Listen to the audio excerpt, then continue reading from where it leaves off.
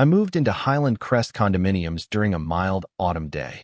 The complex, nestled on a suburban hillside, looked inviting: handsome stone facades, neat walkways, and a communal green space with a few maple trees. My new unit, number 14B, was perched near the far corner of Building D, giving me a view of a little pond shimmering in the distance. It all felt like a promising new start. Carrying boxes, I passed neighbors who offered quick, polite nods. A middle-aged woman even paused to say hello. She introduced herself as Mara in 14A, telling me, "We're a friendly place, but watch out for the HOA president, Ms. Armitage. Some folks call her Karen. She can be intense." I laughed politely, not fully grasping the significance. After all, how bad could an HOA be? That evening, in my freshly furnished living room, I flipped through the thick HOA rulebook. Pages outlined paint color restrictions, lawn ornament guidelines, quiet hours, and so on. Typical. Nothing jumped out as alarming. I saw a mention of HOA President Brenda Armitage, praising her leadership for keeping Highland Crest safe and orderly. The language was glowing, but I shrugged, guessing she had a hand in drafting it. Little did I know that Ms. Armitage, Karen, would soon make her presence known more forcefully. For the moment, I enjoyed the calm. The crisp air blowing in from the pond offered a peaceful hush. My cat dozed on the sofa, and I congratulated myself on a smooth move. But behind Highland Crest's tidy veneer lay a tension, one that would freeze over, quite literally, in the coming winter. A week into settling down, I was heading out for a grocery run when I encountered Brenda Armitage, Karen, in the front courtyard. She was a woman in her mid-50s, wearing a form-fitting burgundy coat, a neat scarf, and carrying a leather-bound folder. She strode with a certain self-assuredness that suggested she was used to running things. Noticing me, she lifted her chin. "You must be the new resident in 14B, she said, voice crisp. "I'm Brenda Armitage, HOA president. I do the rounds daily to ensure all is well." I introduced myself, returning a polite smile. Up close, her eyes were sharp, scanning me like I was a potential security risk. She offered a tight handshake. "I trust you've read our guidelines. We maintain high standards, strict trash disposal, noise limitations, porch decor rules." I reassured her I had. She nodded curtly. "Excellent.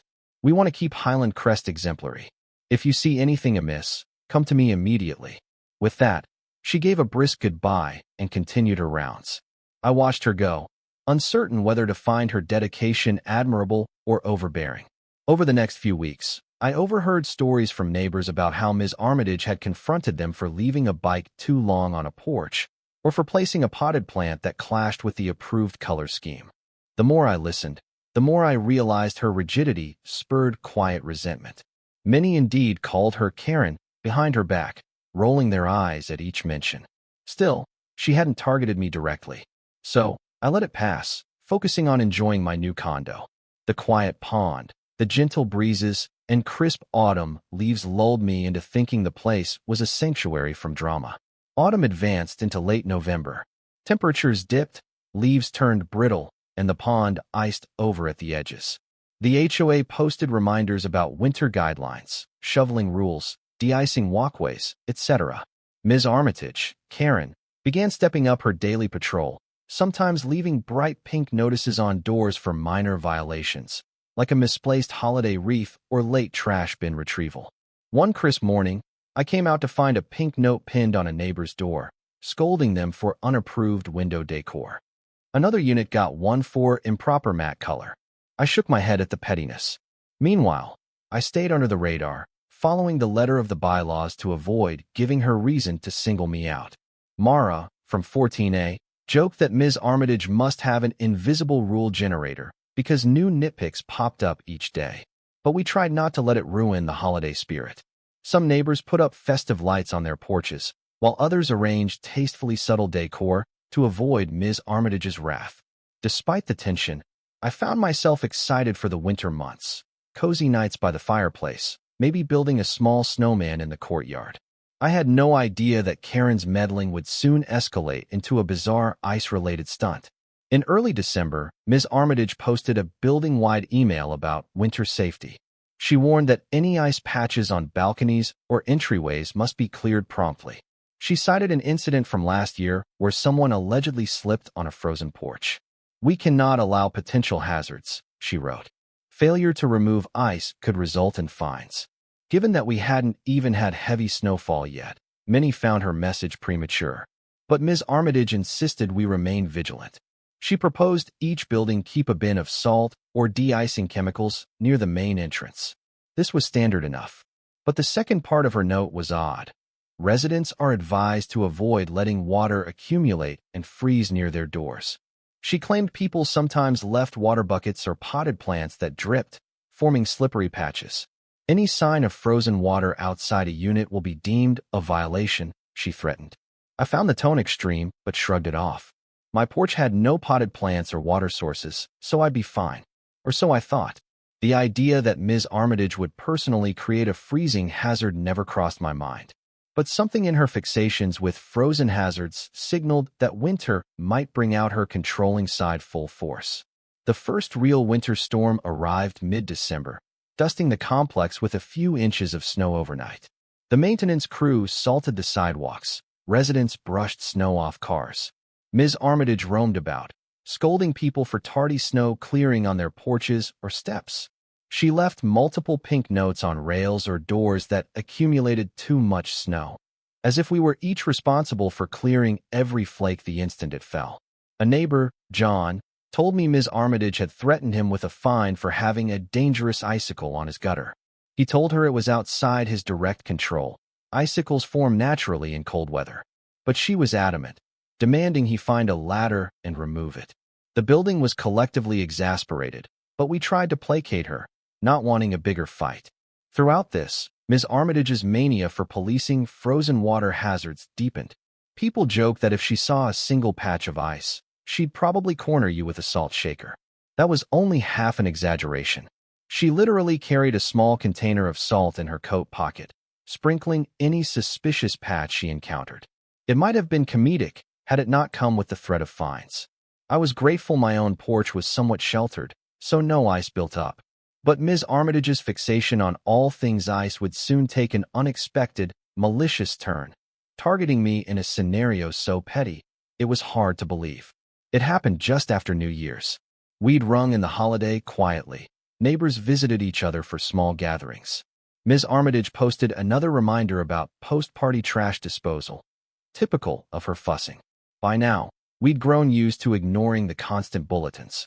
One morning, as I opened my door to grab the newspaper, I noticed something odd.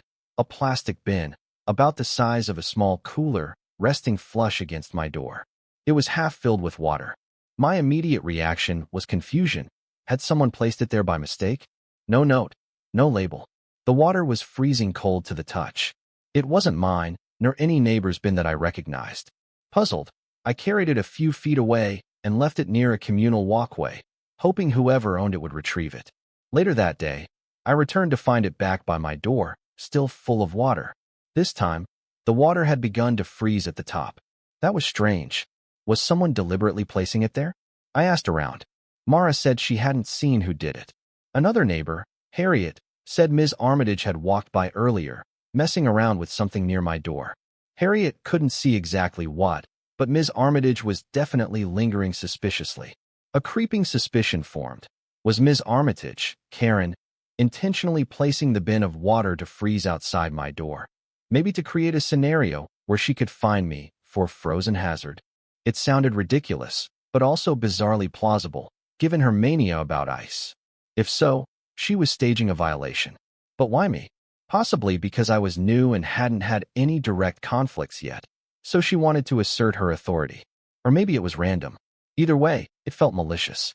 Determined not to feed Ms. Armitage's drama, I tried disposing of the water. I carried the bin down to the parking lot drain, emptied it, then placed the bin in the trash.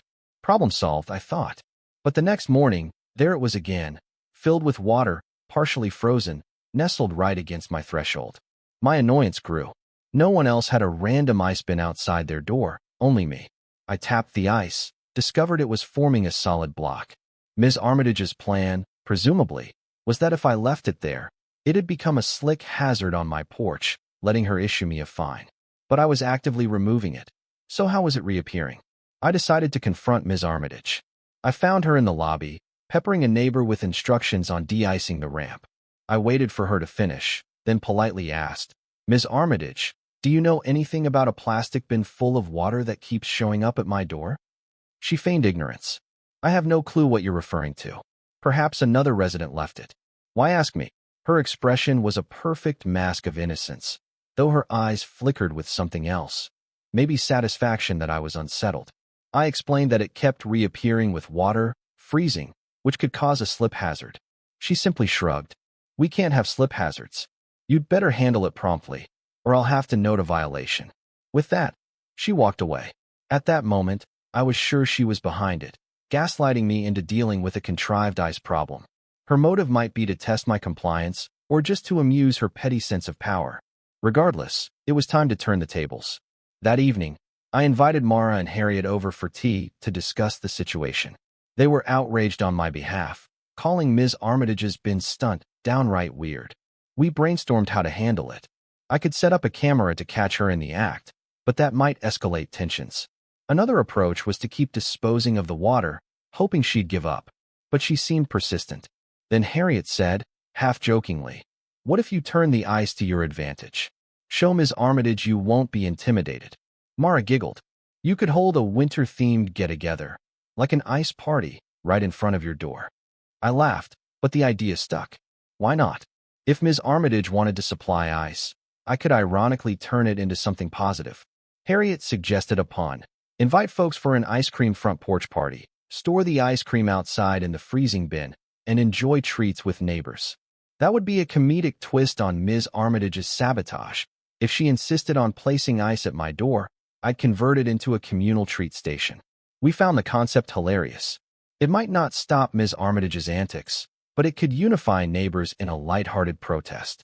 Also, it'd show her that petty intimidation wouldn't get a meltdown from me. We planned to do it on a Saturday afternoon when folks were around. I'd simply refill the bin with more ice or water to ensure it froze, then label it Ice Cream Station. Let Ms. Armitage see how her stunt backfired. I posted a small note in the building's common area. This Saturday, 2 p.m., at Unit 14B's porch. Join us for an ice cream porch party. Bring a pint or two, store them in the cold bin, enjoy sweet treats with neighbors. Dress warm. Neighbors found it amusing. Some wrote supportive comments or added doodles of ice cream cones. The idea of an ice cream party in the middle of winter was so delightfully absurd, it sparked curiosity. Quite a few people said they'd come, if only to see Ms. Armitage's reaction. All week, the bin reappeared each morning with fresh water, partially frozen.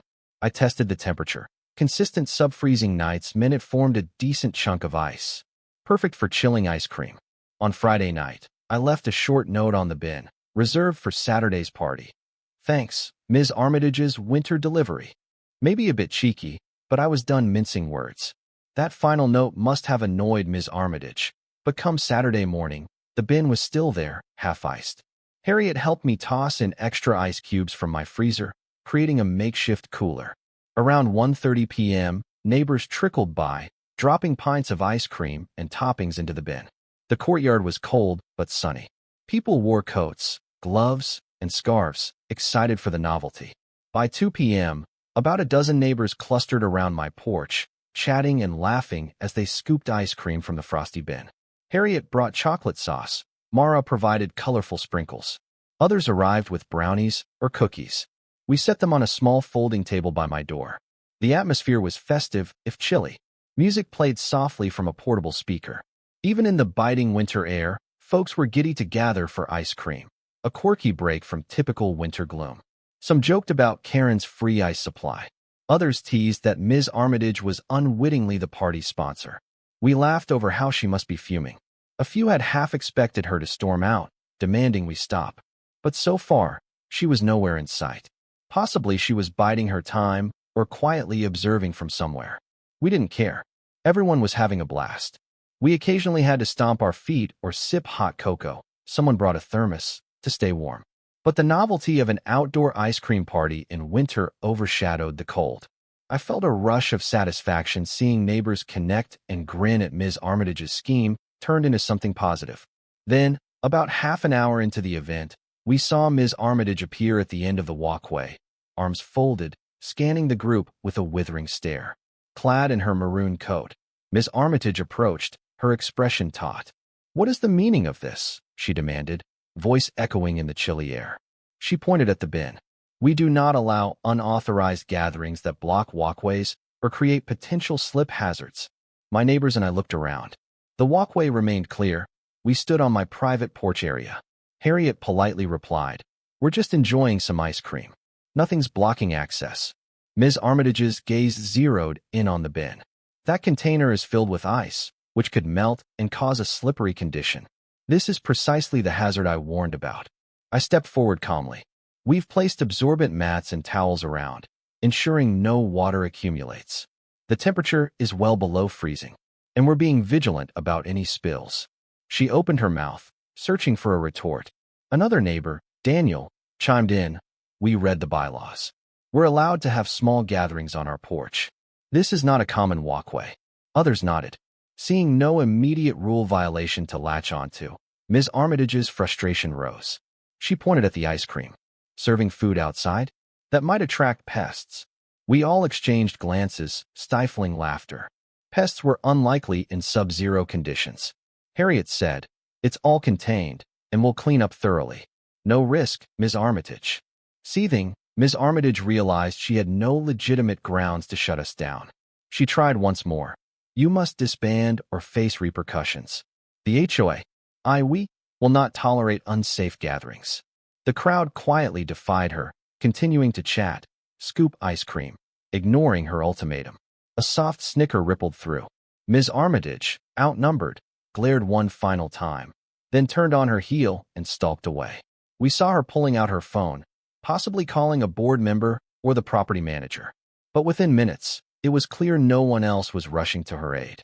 The party resumed, everyone chuckling that Ms. Armitage's meltdown had only heightened the sense of camaraderie. If anything, her cameo validated that we'd turned her petty ice sabotage into a joyful event.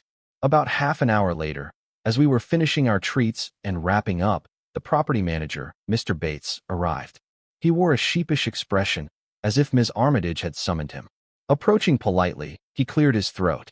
"Good afternoon, folks. I see you're having a little get-together." We nodded. I explained how we'd set up the bin as an ice chiller for ice cream, ensuring no water-created slip hazards. Mr. Bates seemed relieved we were cooperative. He admitted Ms. Armitage had called, claiming a dangerous situation. After a quick inspection, he found nothing amiss.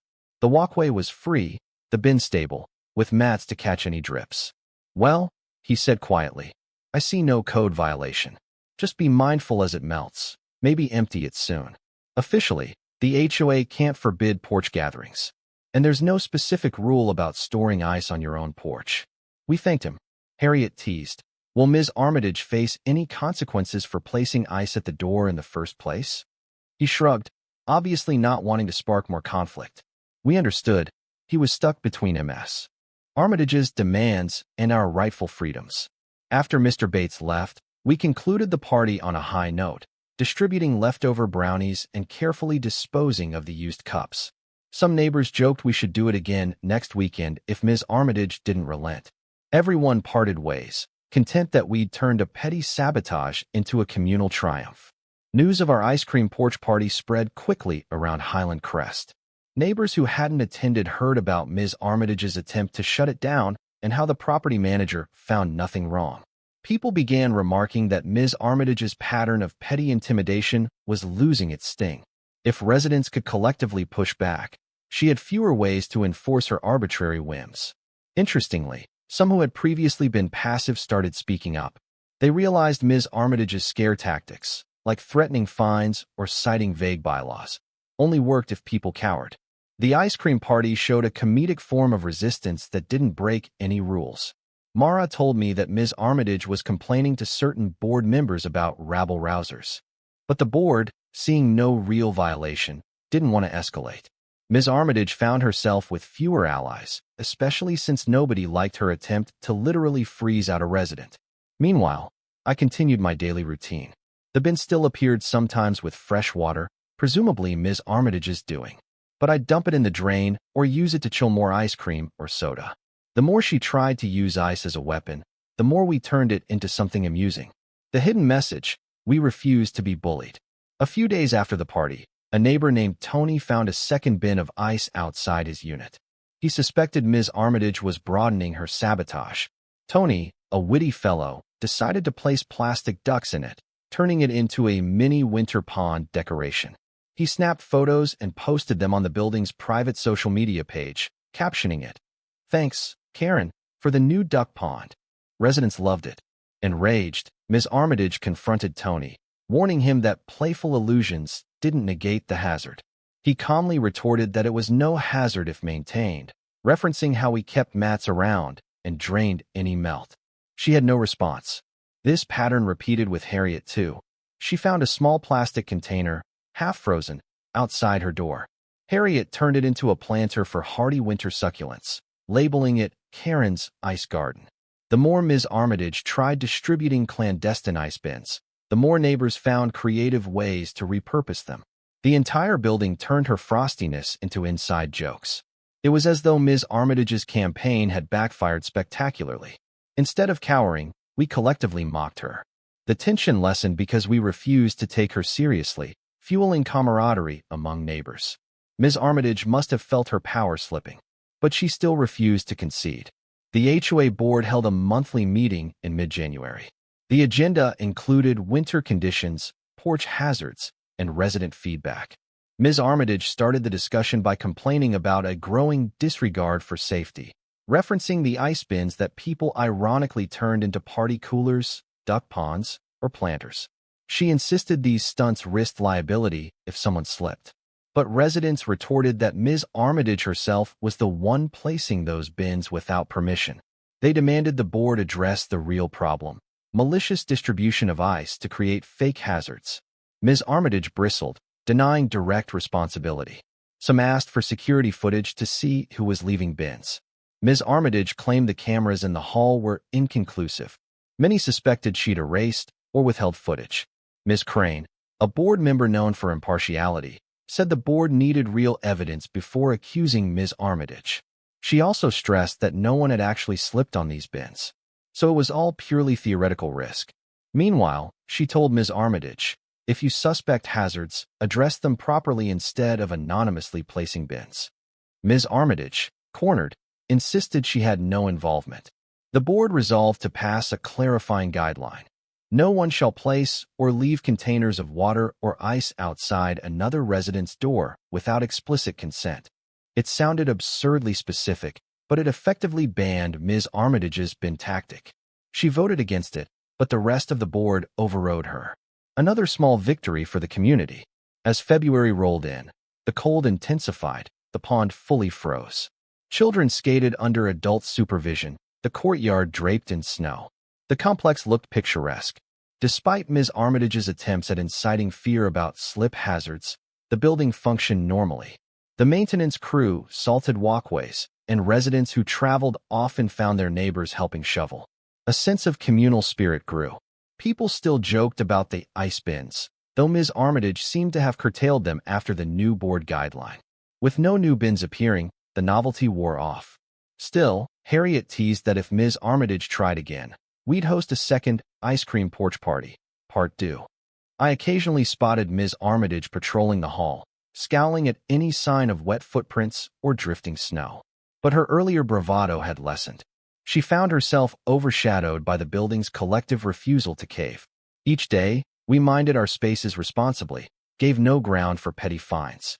Meanwhile, the board, under Ms. Crane's influence, took a more balanced approach.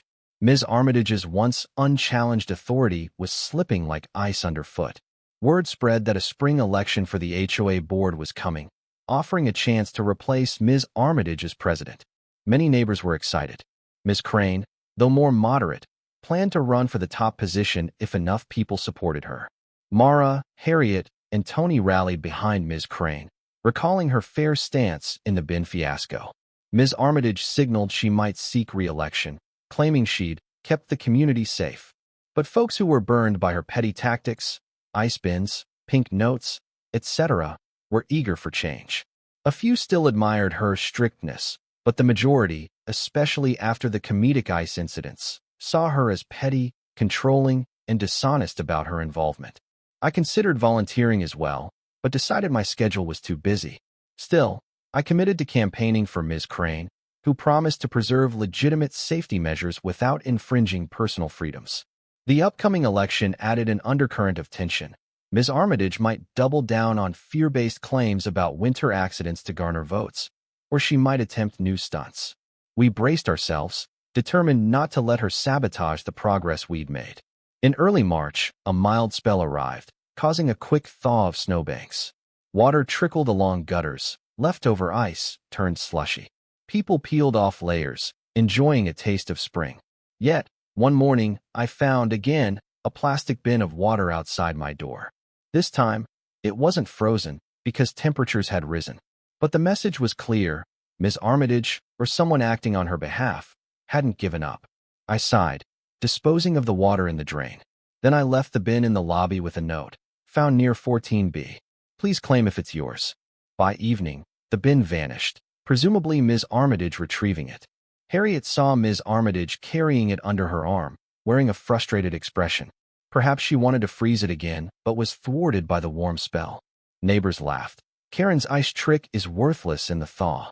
But the underlying sentiment was that Ms. Armitage refused to let go of her vendetta. However, with each attempt looking sillier, her credibility crumbled further. It was almost pitiable, like she was stuck in a cycle of retrying an already failed strategy.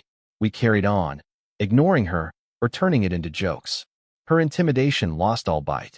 A couple of weeks later, after a brief cold snap returned, Harriet proposed we hold a second ice-cream porch party, this time in the courtyard, celebrating the tail end of winter.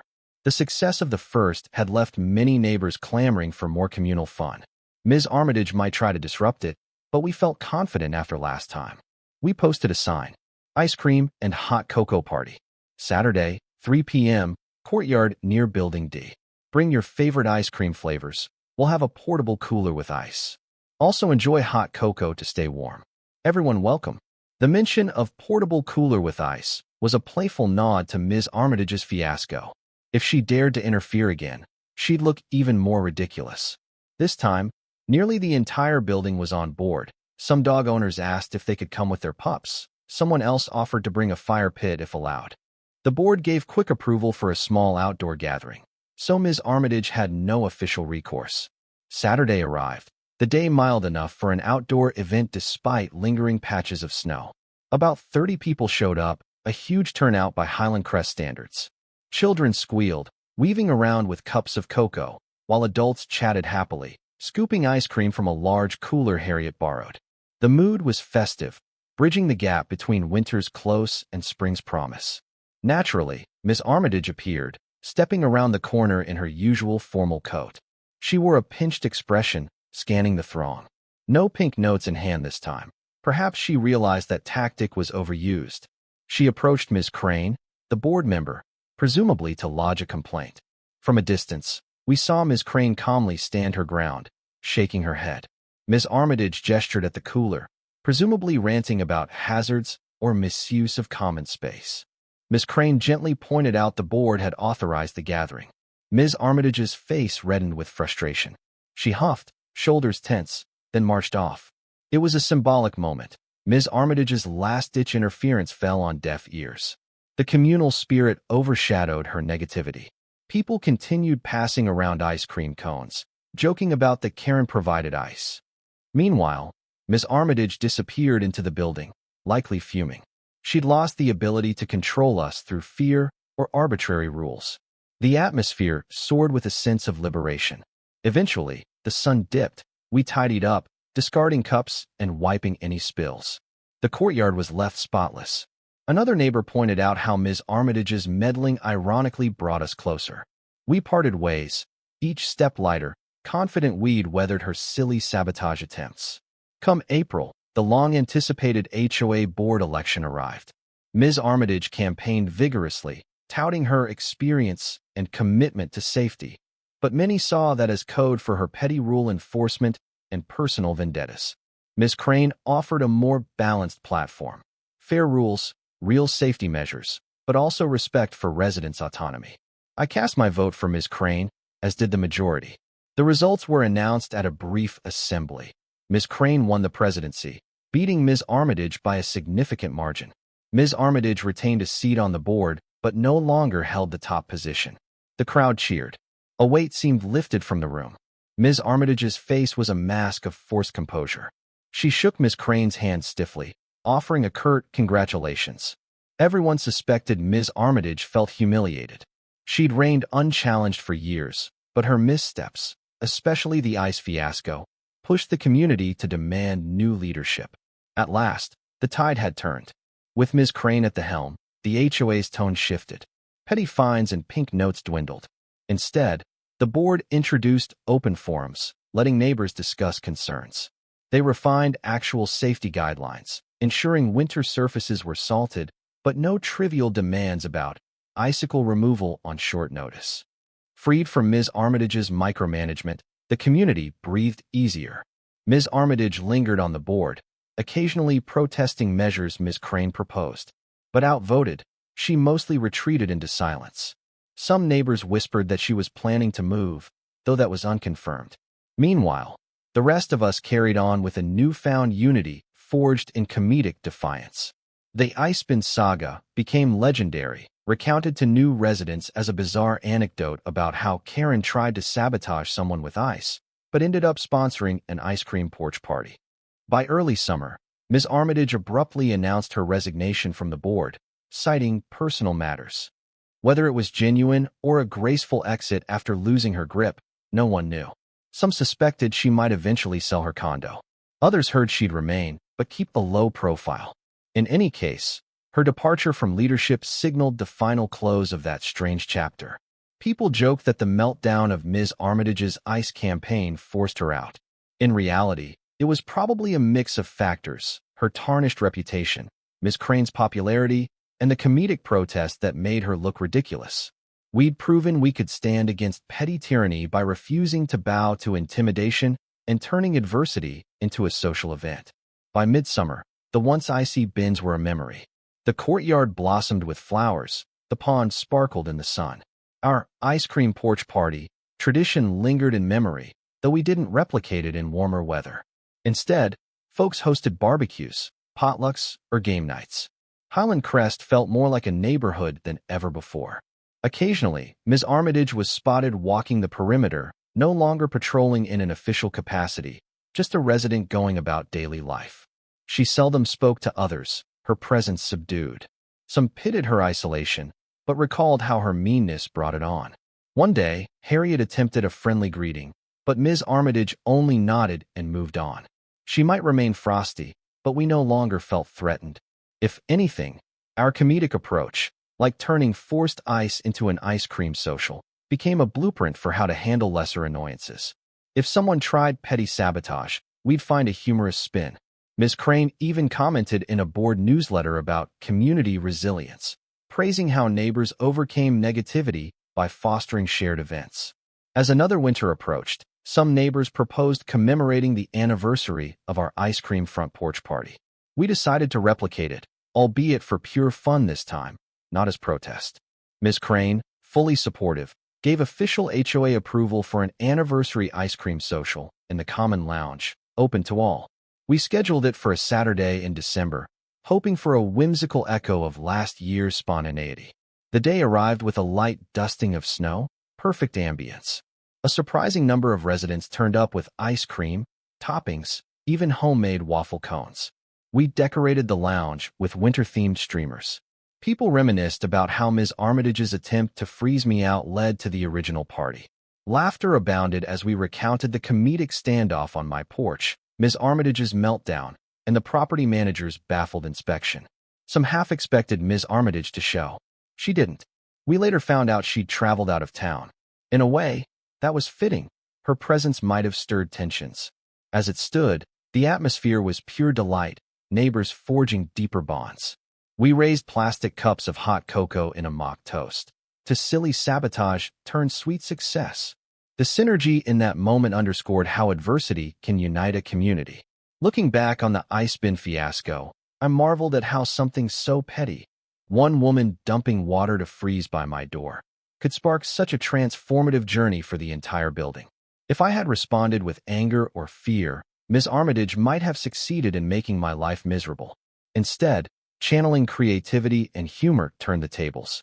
By hosting the first Ice-Cream Front Porch Party, we collectively showed that negativity could be met with positivity.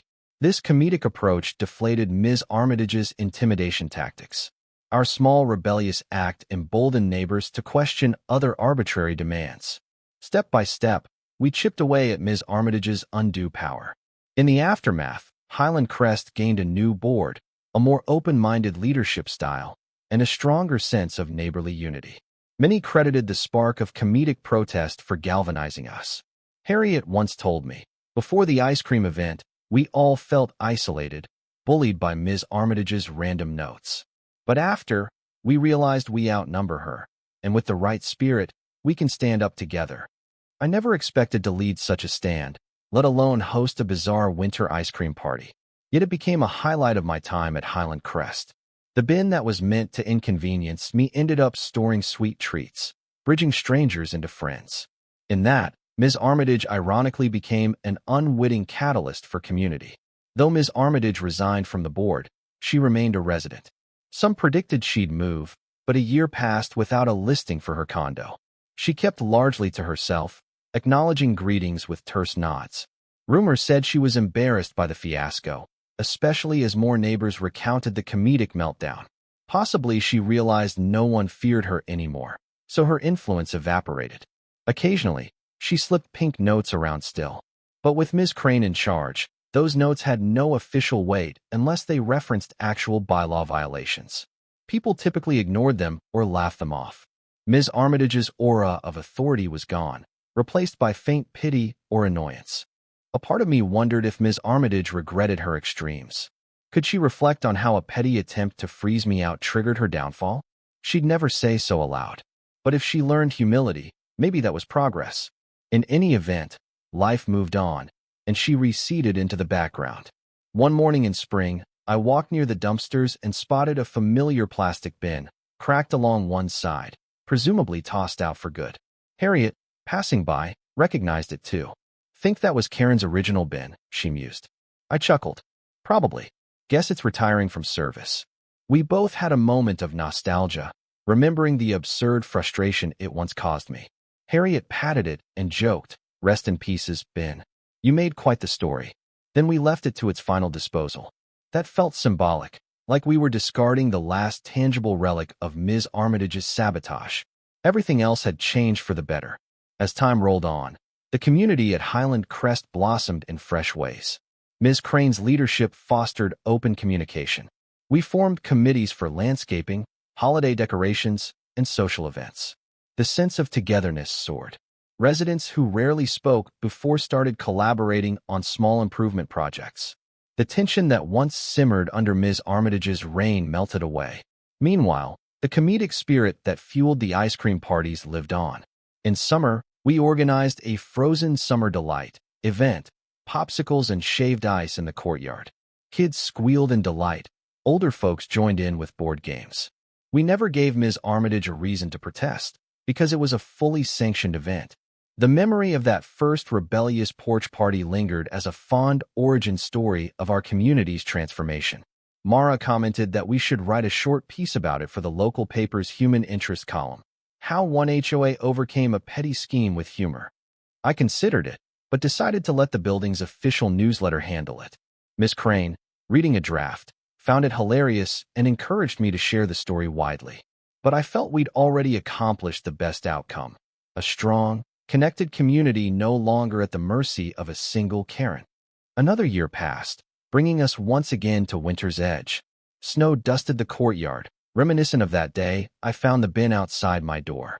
But now, the atmosphere was different, peaceful, free of sabotage. Ms. Armitage rarely patrolled. If I spotted her, she seemed preoccupied, perhaps acknowledging that the building had moved past her iron grip. I set a small winter wreath on my door, unafraid of pink notes. No surprise bins of water appeared. Life was normal. I found myself reflecting on how a single petty act, dumping icy water to freeze at my doorstep, had ironically yielded so many positive ripples. The comedic party, the neighborly bonds, the board shift, like the entire community had grown stronger after facing her manipulations. And so, on a cold Sunday, I spontaneously decided to host a small gathering again, just a couple of neighbors, enjoying hot cocoa and leftover peppermint ice cream.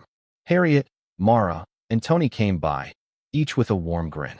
We stood on my porch, sipping cocoa, recalling the earliest winter fiasco. Harriet teased, "If Karen ever tries messing with you again, you'll have to host a third party." We all laughed, confident that Ms. Armitage's heyday was over. From that day onward, the memory of the bin of ice and the ice cream porch party served as an enduring parable in Highland Crest lore. New residents heard it retold, how Ms. Armitage weaponized winter hazards, and how we spun it into a communal celebration. The moral was simple but powerful.